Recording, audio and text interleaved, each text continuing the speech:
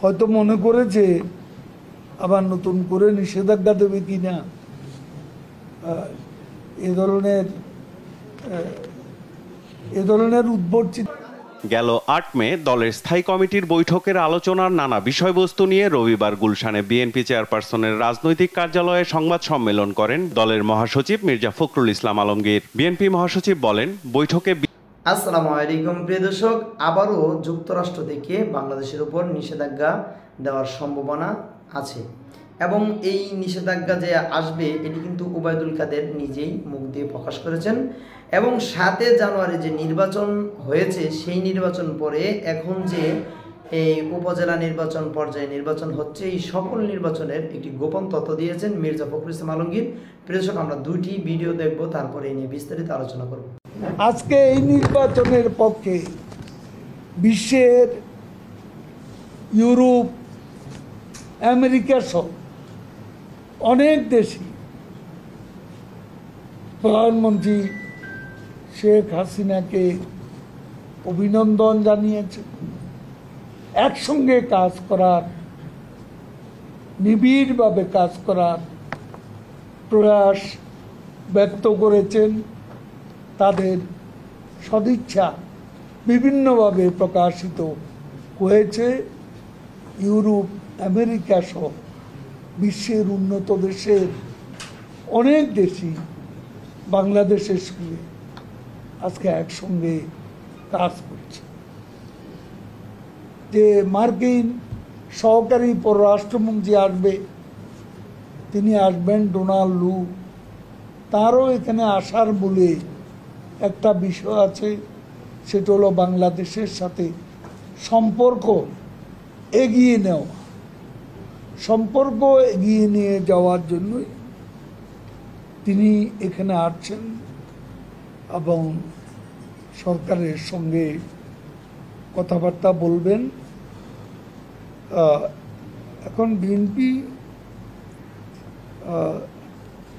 হয়তো মনে করেছে আবার নতুন করে নিষেধাজ্ঞা দেবে কিনা,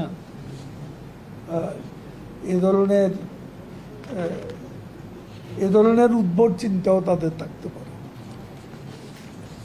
তো তারা তো এরকম অনেক উদ্ভট চিন্তা করে প্রলাপ বকেছিল বারবার।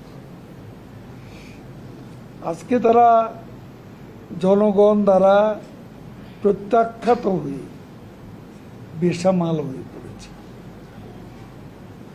নির্বাচনে আমি যে কথা বলেছি, বিজয় লাভে নিশ্চয়তা ছাড়া এই দল নির্বাচন অংশ নিতে চায় না। ফখরুল সাহেব জনস্বাস্থ্য, নিরাপত্তা, খাদ্য নিরাপত্তা নিয়ে কথা বলছে।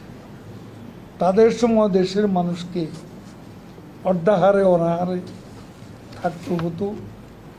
1996 সালে আওয়ামী লীগ ক্ষমতায় এসে জননেত্রী শেখ হাসিনার নেতৃত্বে খাদ্যে শুধু স্বয়ং সম্পূর্ণতাই অর্জন করেনি, বরং বাংলাদেশ উদ্বৃত্ত খাদ্যের দেশ হিসেবে নিজেদের উন্নত করতে পেরেছে। 2001 সালে বিএনপি ক্ষমতায় এসে দেশকে আবারও খাদ্য ঘাটতির দিকে নিয়ে চিকিৎসা ব্যবস্থাকে বাংলাদেশ আওয়ামী লীগ সরকার যথেষ্ট উন্নত করেছে। কমিউনিটি ক্লিনিকের মাধ্যমে প্রত্যন্ত অঞ্চলের মানুষকে প্রাথমিক স্বাস্থ্যসেবা প্রদান করা হচ্ছে। এই কমিউনিটি ক্লিনিক সেবা জাতিসংঘ কর্তৃক দা শেখ হাসিনা ইনিশিয়েটিভ হিসেবে 7 জানুয়ারি নির্বাচনে সংকট আরও গভীর হয়েছে তা আওয়ামী লীগ উপলব্ধি করতে পারছে না বলে মন্তব্য করেছেন বিএনপি মহাসচিব মির্জা ফখরুল ইসলাম আলমগীর। বলেন, পরিকল্পিতভাবে দেশকে ব্যর্থ রাষ্ট্রে পরিণত করেছে সরকার। বিস্তারিত সাইফুল রিপনের প্রতিবেদনে। গেল ৮ মে দলের স্থায়ী কমিটির বৈঠকের আলোচনার নানা বিষয়বস্তু নিয়ে রবিবার গুলশানে বিএনপি চেয়ারপারসনের রাজনৈতিক কার্যালয়ে সংবাদ সম্মেলন করেন দলের মহাসচিব মির্জা ফখরুল ইসলাম আলমগীর। বিএনপি মহাসচিব বলেন, বৈঠকে বিচার বিভাগকে ব্যবহার করে দলের নেতাকর্মীদের ফরমাইশি সাজার নিন্দা জানানোর পাশাপাশি দুর্নীতির খবর ধামাচাপা দিতে বাংলাদেশ ব্যাংকে সাংবাদিক প্রবেশের নিষেধাজ্ঞারও প্রতিবাদ জানানো হয়। ফিনান্সিয়াল সেক্টরটাতে আপনার সবচেয়ে বেশি দুর্নীতি চলছে।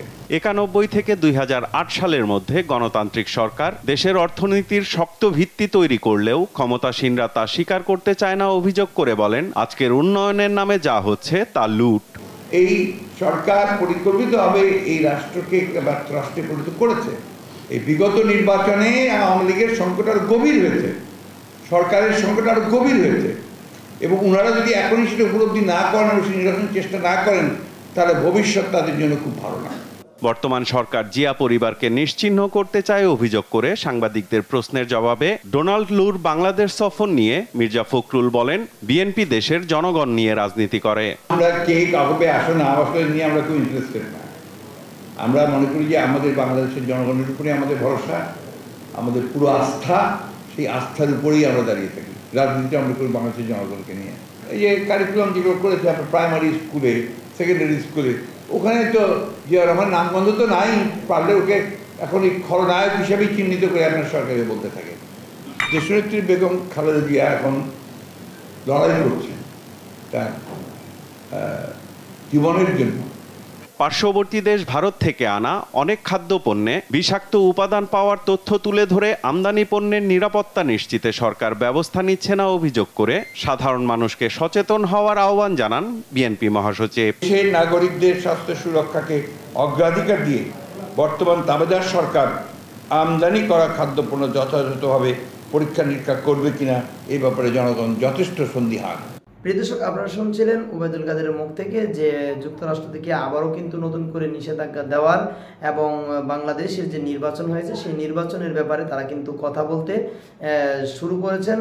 অর্থাৎ আবারও তারা নতুন করে উদ্যোগ নিয়েছেন যে বাংলাদেশের নির্বাচনটি কি সুষ্ঠু হয়েছে কিনা, নতুন করে আবারও তারা নিষেধাজ্ঞা দিতে চাচ্ছেন বাংলাদেশকে। এবং এই নিষেধাজ্ঞা কিসের কারণে? বাংলাদেশের দুর্নীতি এবং এই নির্বাচনের অনিয়ম এবং একতরফা নির্বাচনের জন্যই কিন্তু আবারও যুক্তরাষ্ট্র বিশেষ ভূমিকা রাখতে যাচ্ছেন।